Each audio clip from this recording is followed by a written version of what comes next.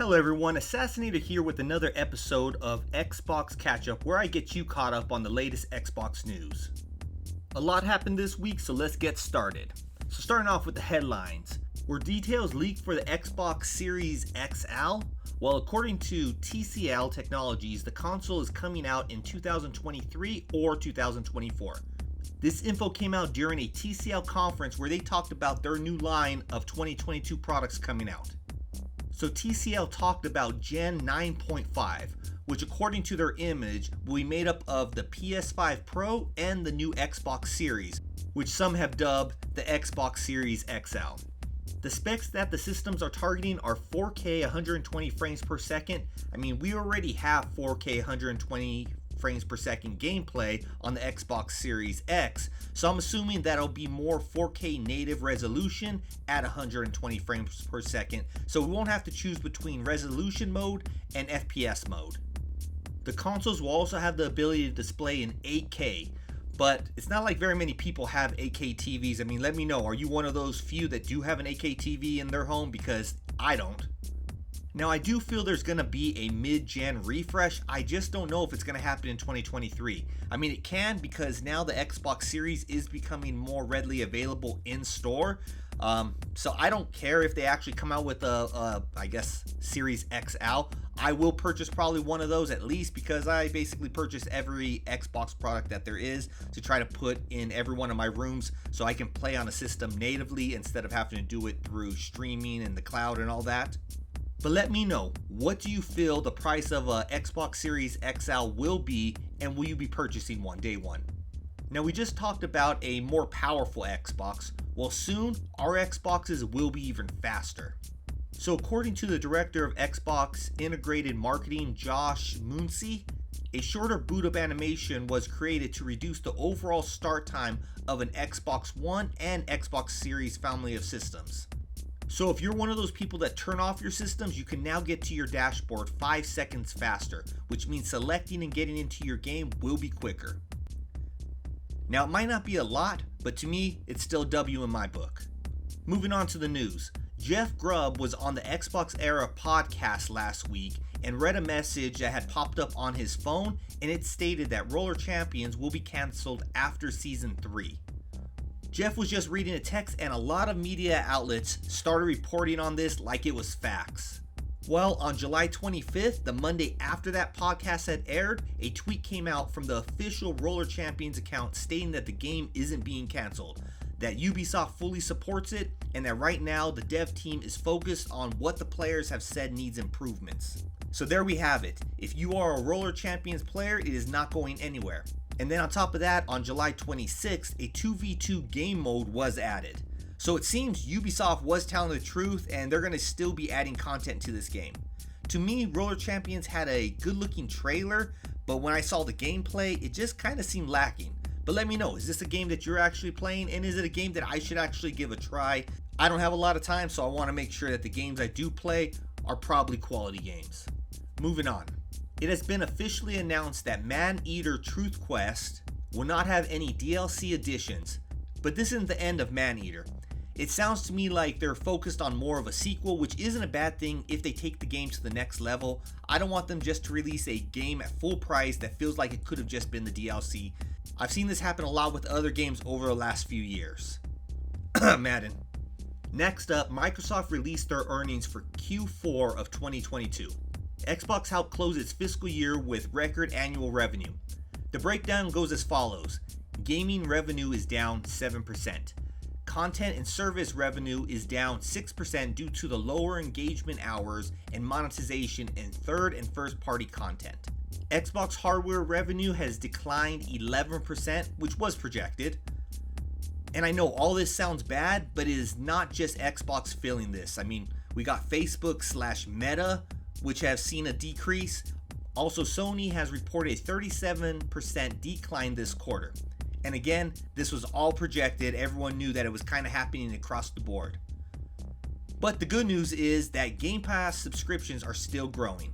Xbox quarterly sales is $3.45 billion, making it the second best fourth quarter ever for Xbox.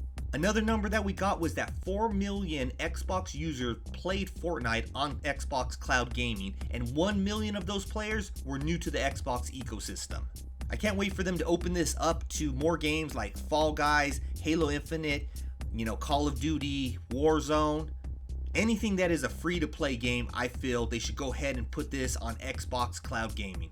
On top of that, Microsoft CEO Satya Nadella stated that the Xbox Series is the best-selling Xbox console, beating out the first 2 years of the Xbox 360. It was also reported that the Xbox Series X and S have outsold the PS5 in North America for the last 3 quarters in a row. It's looking like a bright future for the Xbox Series. And in a move that might help sell even more Xbox Series S and X consoles, is it will now be sold at your local Verison wireless store. So you stop in for a cell phone, walk out with an Xbox. The article doesn't say if you can buy the systems outright, but I do know it will be part of the Xbox All Access program, which starts at $24.99 a month for the Xbox Series S. I think it goes up to like $34.99 for Series X, and that's for 24 months, and the system is bundled with Game Pass Ultimate. So everything that most people need for a low price. Now we're to the Xbox update. So I had talked last week about Discord chat coming to Xbox. Well, I have a bit of an update. Xbox engineer Bill Rudman hinted that there might be more coming. Bill stated, quote, "Like any feature, we are also attentively listening to feedback, learning how we can tweak things.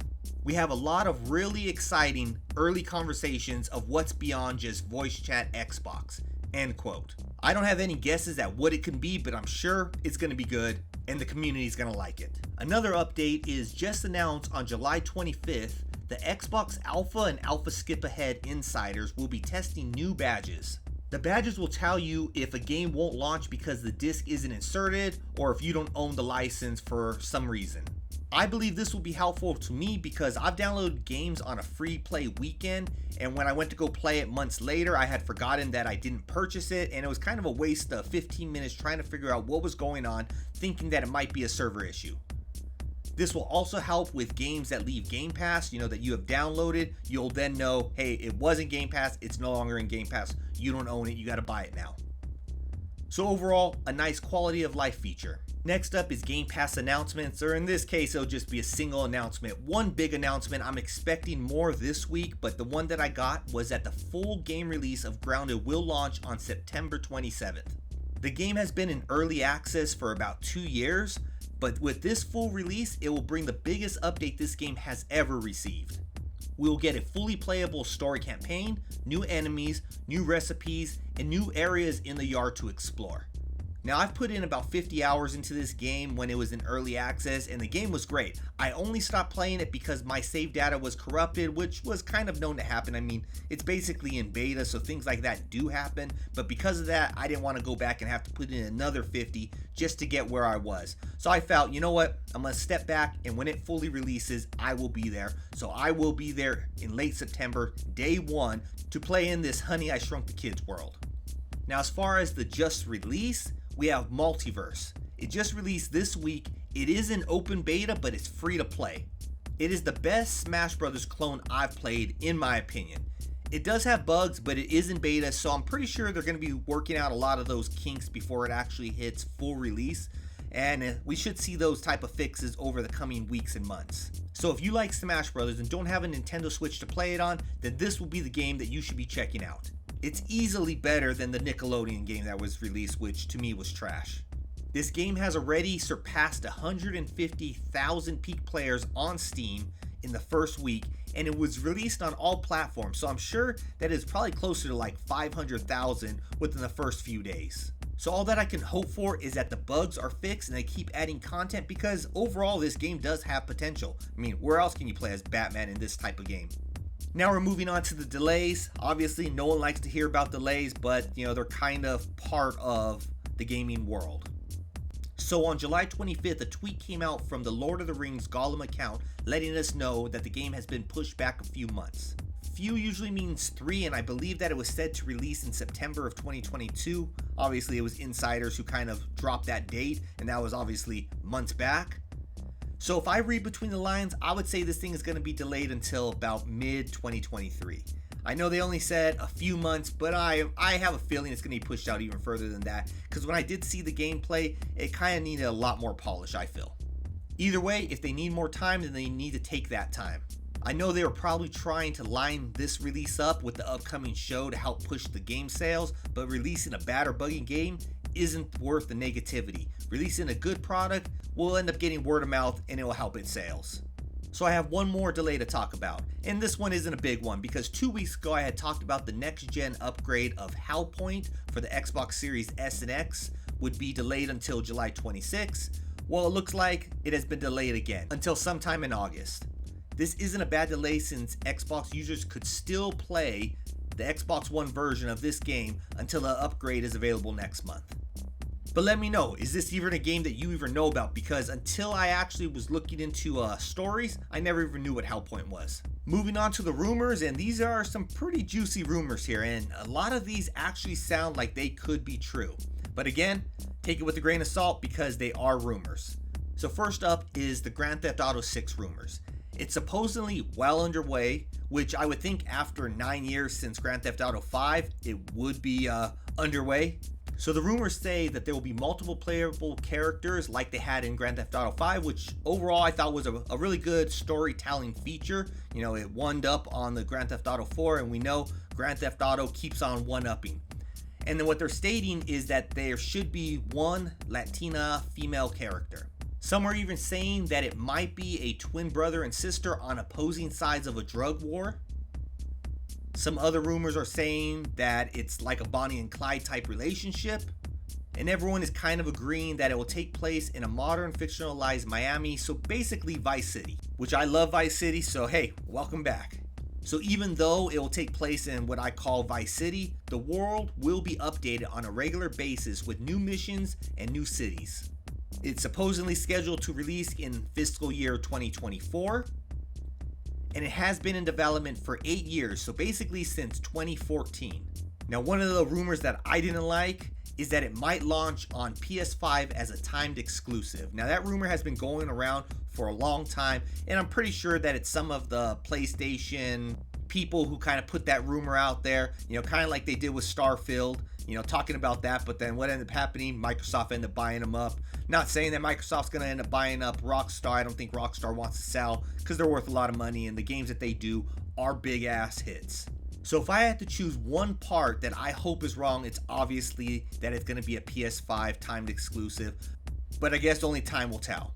The next leak came out because of a PlayStation database leak, which basically puts the release of the upcoming Star Wars Jedi Survivor coming out in March. Now, I don't know why, from what I can recall, when I saw the trailer for Jedi Survivor, I want to say I've always felt that it was coming out in March of next year. Not sure if I read that somewhere, it was some type of leak, or what's going on, but this one obviously came from the PlayStation database.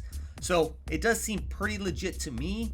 We'll just have to wait and see when the official announcement comes out, which might be around the Game Awards time. That'd be when I'd say, because they want a few months leading up to the marketing and hype and all that for it.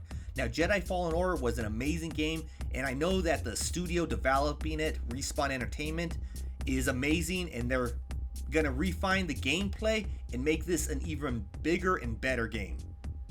Again, that's my opinion, and it's going to be a day one buy for me. Let me know what you think about that.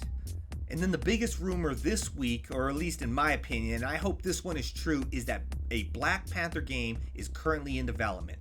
An article on VGC is saying that according to Jeff Grub, the game is open world and single player and is being developed by EA, or a development team within EA. The codename is Project Rainer. It is in very early development, so obviously a lot of this info can change, but the game basically starts with Black Panther being killed and sets things in motion so that the player has to go in and take on the challenge of becoming the new Black Panther.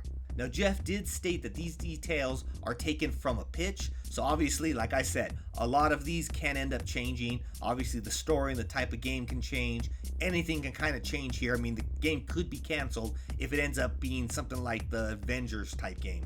Now I'm just hoping that they end up following what Respawn did with the Star Wars Fallen Order game, making it all about the game's story and no microtransactions. I mean, all these Marvel games known and rumored to be in development make me wish that there was something like a MGU, a Marvel Game Universe, where we start to see that universe grow with its own story, kind of like they did with MCU. I mean, there's already a Spider-Man game and a Guardians of the Galaxy game. We already know that there's going to be another Spider-Man game and a Wolverine game. I mean, we can all forget about the Avengers game because obviously that one, don't put into that universe. That's a split universe there. Either way, I'm happy we're getting more games based off comic book characters. Now I just hope EA doesn't mess it up. Now, last but not least, last week I had talked about the rumors of an Immortal Phoenix Rising 2 being in development and that I need to find time to purchase and play the first game. Well, if this rumor is correct, I won't need to purchase it, and either will you. It will be part of our subscriptions in Game Pass. Now, it hasn't officially been announced, but we're almost to August, which means the next round of games being added into Game Pass will be announced soon, and I'm hoping Immortal Phoenix Rising is one of them. So that's it for this week. If you like this type of content, make sure to hit that like and subscribe button so I know to keep on doing this, because I'm only getting about 50, 60 views over the last 2 episodes. So if I don't see it increasing, maybe people just aren't watching this, and maybe this isn't the content that they want to come to my channel for. So make sure to hit that like button, share it if you know that there's other people who like to know what's going on in the Xbox universe. But until next time, keep on playing, have a good rest of your weekend, and I'll talk to you next week. Assassinator out.